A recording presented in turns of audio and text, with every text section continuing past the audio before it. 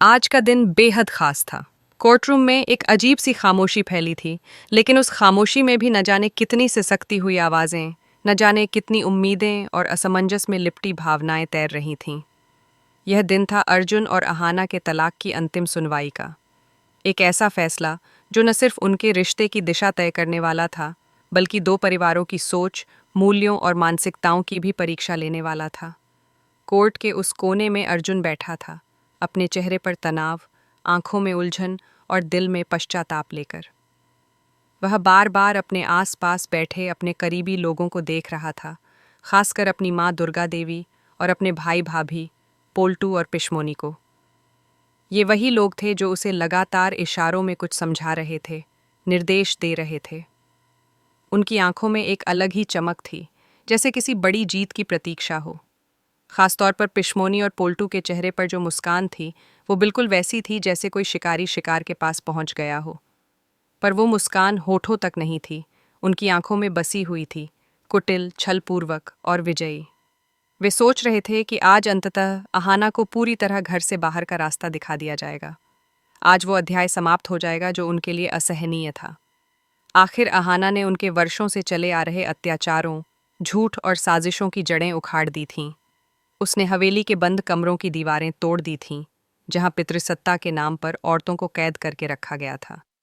लेकिन उसी कोर्टरूम के ठीक सामने, अपनी ही दुनिया में डूबी हुई, बहुत ही शांत चित्त अहाना बैठी थी। उसका चेहरा देखकर किसी को नहीं लगता था कि वह तलाक जैसी कठिन परिस्थिति से गुजर रही है। उसके चेहरे पर अजीब सी शांति थी, जैसे समुद्र के बीच का तूफान भी उससे टकराकर खुद शांत हो गया हो। उसने ना तो अर्जुन को देखा, ना पिशमोनी को, ना ही किसी की आंखों में झांकने की कोशिश की। उसकी नज़रें सामने रखे कागज़ों पर थीं, लेकिन उसके मन की यात्रा किसी और ही क्षितिज की ओर थी, जहां आत्मसम्मान की रोशनी थी, जहां उसकी पहचान इंतज़ार कर रही थी।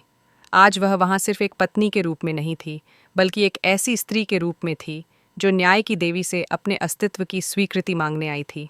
वह दुनिया को यह दिखाना चाहती थी कि बड़े घर की बहुएं सिर्फ चुपचाप सहने के लिए नहीं होतीं, उनके पास भी सोचने, समझने और फैसला लेने का हक होता है। फिर कोर्टरूम में वह क्षण आया जब जज ने अर्जुन से पूछा, क्या आप इस तलाक को लेकर अब भी अपने फैसले पर कायम हैं? पूरा कोर्ट सन्न रह गया। अर्जुन ने सिर उठाया, उसकी सांसें तेज चलने लगीं। तभी पिशमोनी ने फुसफुसाकर उसकी कोहनी में ठोका, हाँ कहो छोटू। उसकी फुसफुसाहट में वह आदेश छिपा था, जो केवल स्वार्थ से भरा था। लेकिन इस बार अर्जुन की नज़रें पिशमोनी की तरफ नहीं गईं। उसकी आंखें अपनी माँ दुर्गा देवी पर टिक गईं, उस माँ पर जो बाहर से सख्त और परंपराओं की मूर्ति लगती थी, लेकिन भीतर से वह माँ थी जिसका हृदय भावनाओं से छलक रहा था। वह जानती थी कि अहाना ने परंपराओं की जड़ें हिलाई थीं, लेकिन उसी अहाना ने उसे यह भी समझाया था कि स्त्रियां केवल परंपराओं की मूक गवाह नहीं होतीं, वे परिवर्तन की धुरी भी बन सकती हैं। अर्जुन का मन अब अंदर ही अंदर टूटने लगा था। उसे याद आने लगे वे लम्हे जब पिशमोनी उसे कहती थीं, वो तुम्हारे खिलाफ है, वह तुम्हें कभी खुश नहीं रखेगी। लेकिन फिर उसे अहाना की बात भी याद आई, मैं आपके परिवार के लिए नहीं, आपके सम्मान के लिए लड़ रही हूँ। यही वह पल था जिसने अर्जुन की आत्मा को झकझोर दिया। उसे याद आया कैसे अहाना ने इस घर के बिखरे रिश्तों को जोड़ा था, कैसे उसने घर की औरतों को आवाज़ दी थी, उनके सपनों को जीवन दिया था। उसका मन पश्चाताप से भर गया। उसे लगने लगा कि उसने तो अपने ही हाथों से उस स्त्री को खो दिया जो उसके जीवन का सबसे कीमती रत्न थी। और तभी, जैसे किसी तूफान ने उसे झकझोर दिया हो, वह सीट से उठा। कोर्टरूम में सनसनी फैल गई। पिशमोनी के मुंह से निकली हल्की चीख भी अब बाकी लोगों के दिल की धड़कनों में डूब गई। अर्जुन लड़खड़ाते हुए अहाना के पास गया और सबके सामने हाथ जोड़ दिए। माफ़ कर दो अहाना, उसकी आवाज़ टूटी हुई, कांपती हुई थी। मैं गलत था, मैं तुम्हारी हिम्मत को समझ नहीं सका।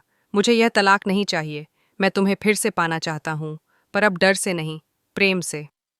यह बात कोर्टरूम में बैठे हर इंसान के दिल को छू गई। जज भी गंभीर हो गए। पिशमोनी और पोल्टू के चेहरे से तो जैसे खून उतर गया। उनका सपना हवेली पर कब्जा करने का अब राख हो रहा था। दुर्गा देवी के चेहरे पर भी पहली बार एक माँ की मुस्कान थी। उनके कठोर चेहरे पर अब एक हल्की सी चमक थी, संतोष की, गर्व की। उन्होंने चुपचाप आंखें बंद कीं, जैसे अपने बेटे की वापसी की शांति को आत्मसात कर रही हों। लेकिन सबसे मजबूत और स्थिर आवाज थी अहाना की। उसने अर्जुन की माफी स्वीकार की, लेकिन कहा, मैं घर वापस आऊंगी, पर बहू बनकर नहीं। मैं वहां अपने सपनों को पूरा करूंगी, और आपको मेरा साथ देना होगा। उसने साफ कहा कि अब अगर वह घर लौटेगी तो वही पुराने नियम नहीं चलेंगे। अब वहां सम्मान, विचारों की आज़ादी और बराबरी होगी। अर्जुन ने उसकी सभी बातें मानी, बिना किसी बहस के। कोर्ट में आज अहाना की जीत सिर्फ एक तलाक टालना नहीं थी। यह जीत थी आत्मसम्मान की, एक स्त्री की पहचान की, और उस विचारधारा की जो हर घर में औरतों को दबा देती है। जैसे ही दोनों कोर्ट से बाहर निकले, पोल्टू और पिशमोनी ने मन ही मन बदला लेने की कस्में खाई। पर अब अहाना सिर्फ बहू नहीं थी, वह एक विचार बन चुकी थी, एक चिंगारी जो हवेली की पुरानी सोच को बदलने आई थी। यह पूरी कहानी अब उन हवेली की दीवारों में गूंजने वाली थी, जहां अब प्रेम और आत्मसम्मान की हवा बहने लगी थी। अहाना ने सिर्फ अर्जुन का प्यार नहीं जीता। कोर्टरूम से बाहर निकलते ही, जैसे ही अहाना और अर्जुन ने बाहर की खुली हवा में सांस ली, मानो एक नया अध्याय शुरू हो गया। एक ऐसा अध्याय जो अब तक दर्द, संकोच और टूटे हुए रिश्तों से भरा था, अब उम्मीद, विश्वास और बदलाव की नई रोशनी लेकर आया था। अहाना ने पीछे मुड़कर कोर्ट की इमारत को देखा।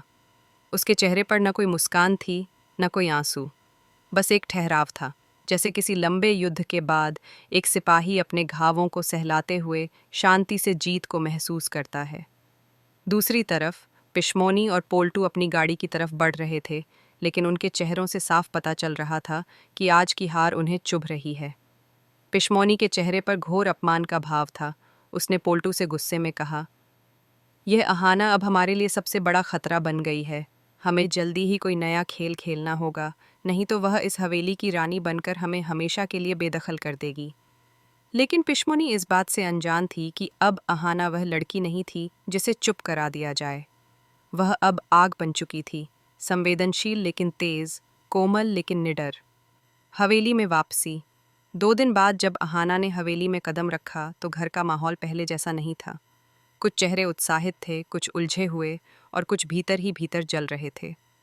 अहाना ने अपने पहले कदम पर ही यह महसूस कर लिया था कि वापसी जितनी भावनात्मक है, उतनी ही चुनौतीपूर्ण भी। दुर्गा देवी ने जैसे ही उसे देखा, बिना कुछ कहे उसके सिर पर हाथ रख दिया।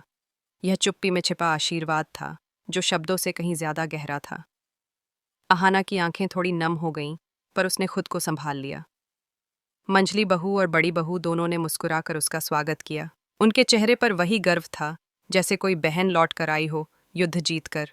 उन्होंने धीरे से कहा, अब यह घर सच में घर लगेगा। अहाना ने दोनों को गले से लगा लिया। वह जानती थी कि उसके पास अपनी लड़ाई लड़ने की ताकत थी, लेकिन ये दोनों महिलाएं उसकी असली सेना थीं। परिवर्तन की शुरुआत।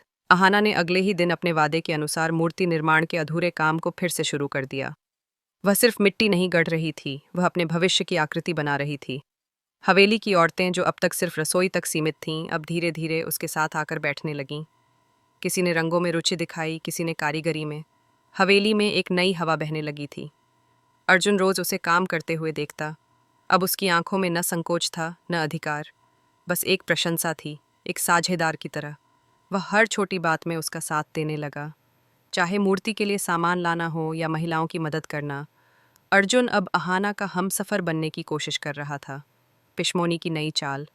लेकिन हर बदलाव के साथ प्रतिरोध भी आता है। पिशमोनी अब चुप नहीं बैठ सकती थी। उसने पोल्टू के साथ मिलकर अहाना के खिलाफ हवेली की पुरानी नौकरानी गीता को भड़काना शुरू कर दिया। उन्होंने गीता से कहा कि अहाना अब पूरे घर पर राज करेगी और बाकी सबकी बातें अनसुनी होंगी। धीरे धीरे गीता ने घर की दूसरी कामवालियों में जहर घोलना शुरू कर दिया। उन्होंने रसोई का काम ठीक से करना बंद कर दिया, और फिर अहाना पर आरोप लगाने लगे कि वह सबकी मेहनत का क्रेडिट खुद ले रही है। लेकिन इस बार अहाना ने चुप रहना नहीं चुना। उसने सभी महिलाओं को इकट्ठा किया और कहा, अगर मैं किसी की मेहनत का हक छीन रही हूँ तो आज और अभी इस काम से हट जाऊंगी।